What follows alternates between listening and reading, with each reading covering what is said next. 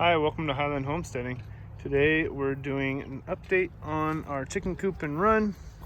So this is a do-it-yourself chicken coop, and we have many other parts to this series, but we thought we'd give an update for the month of May of 2020.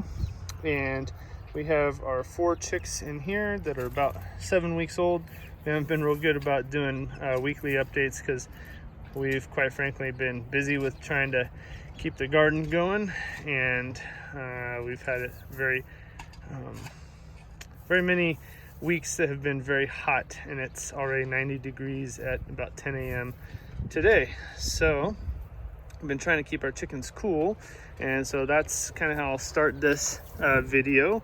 So as I was saying, these are the 7-week-old chicks, and those ones back there are about 13 weeks old or so. So we have this fence in between them. If I zoom through the, you can see the square fencing there on this side of the hanging feeder. But it's the water is actually on this side of that fence. The feeder is on the other side. So that blue squiggly pipe is a mister, and so we have it running along this green hose, or it's connected to this green hose that runs through one of the holes in the chicken wire and out, and that's where we connect our hose and have the mister going when in the hottest parts of the day. We also put this stock tank, small little stock tank in here, and that one's probably a 20-gallon, I'd want to say. And then we've got a brick in there so the chicks can stand on there and get cool. And then as you can see, they're making use of the little shade structure I built a little while back when our older hens were even littler than these ones. So we've got them blocked off for a few weeks while they get to know each other, and the little ones are sticking their heads through that I think it's 4-inch by 2-inch rectangle welded wire, and we just have that going and splitting the run in half, and they'll stick their heads through there, and the older ones will give them a peck and say, hey, you know, we're the top dogs, you're next in line. So they're already establishing their pecking order. And we've got a PVC water there that holds about a gallon and a half, 2 gallons, something like that, I think. And the coop is over on the other side. You can see the ramp right there, and then we got the shade cloth on the west side, and that's actually on the top here as well. You can see it there on the far side. So it goes over, I'd say maybe fourth or fifth of the chicken run. But come about noon or 1 p.m. It's all shady on this west side of the run, so that's good. On the east side of the run, we have a few oak trees that give them some shade. You can see them kind of bedding down on that far end right now in the shade, and then we have the shade structure over here to give the little chicks some additional shade.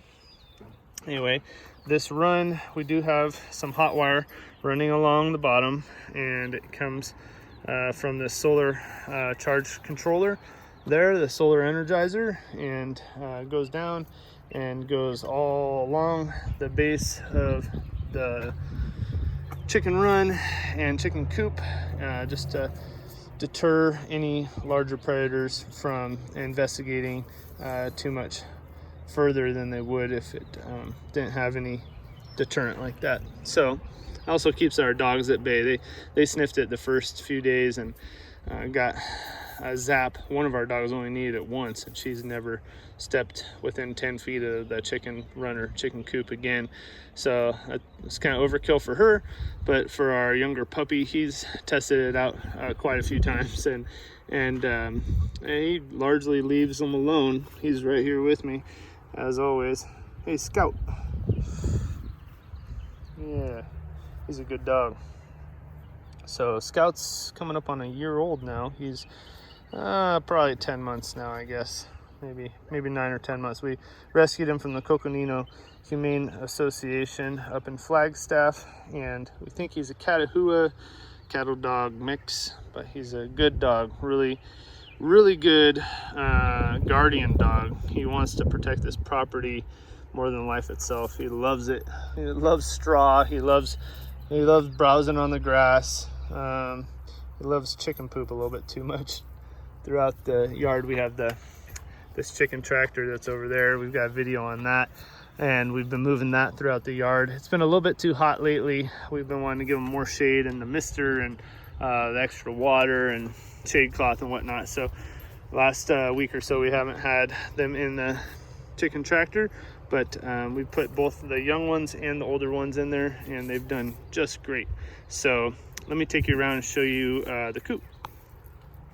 All right, so this is the chicken coop. It largely hasn't changed since the last update video that we've done, but I need to include it for anybody who hasn't really seen it yet. So it butts up to our chicken run, which we got the plans from AnnaWhite.com.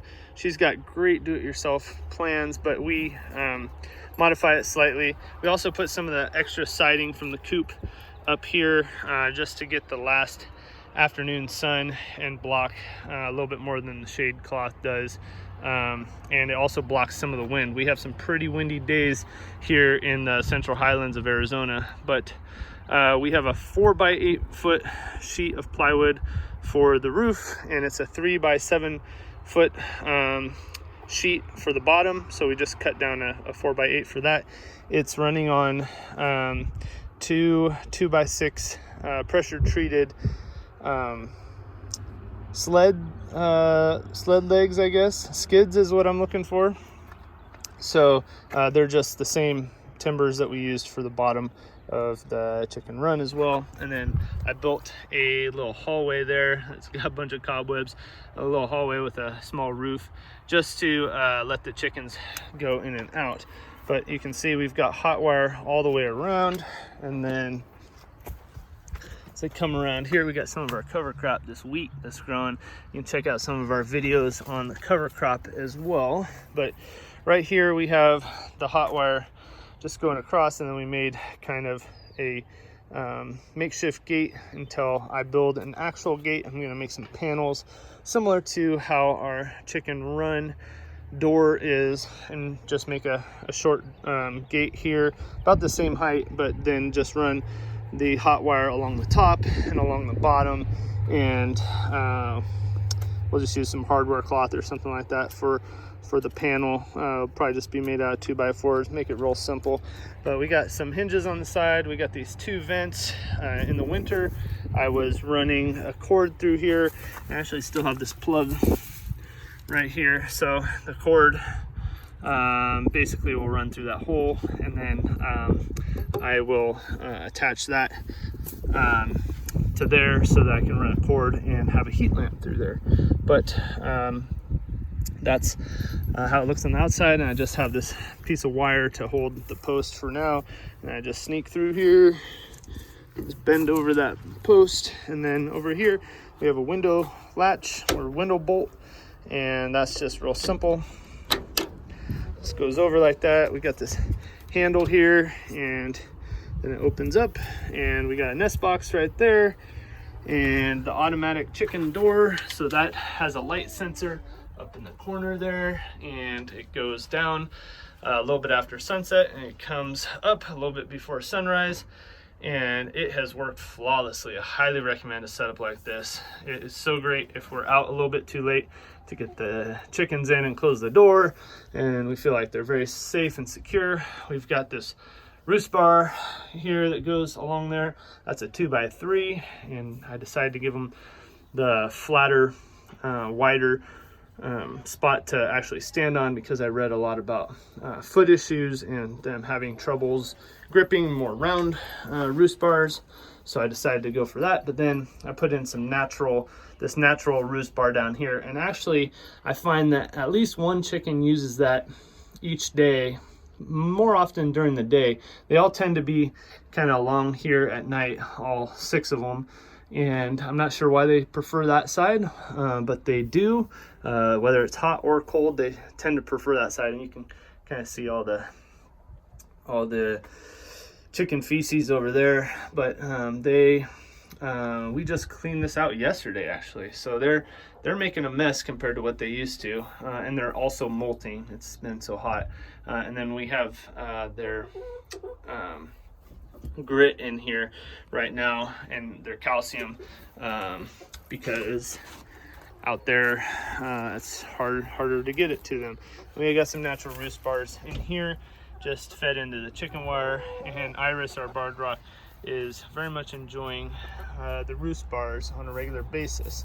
So here's a better look at the PVC Automatic Water, and they just peck at that yellow little nipple inside the red watering cup, and the water comes out. And then up top there's just this cap here, and actually I just noticed the wire must have broken off.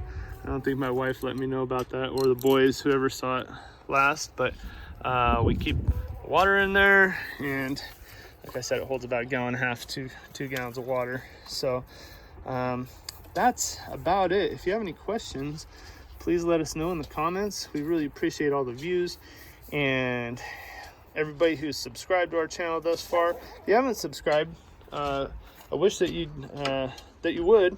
It's free to do so, it doesn't cost you anything, but it really makes a big difference for us. It encourages us and helps our videos get more views. So if you found any of our videos helpful, and if you like our channel and what we're doing, please do consider giving us a subscription, and click the notification bell too, so that you'll get notified when we upload a new video like this. Well, I'm Nick from Highland Homesteading. Thanks so much for watching. We'll have more videos for you real soon.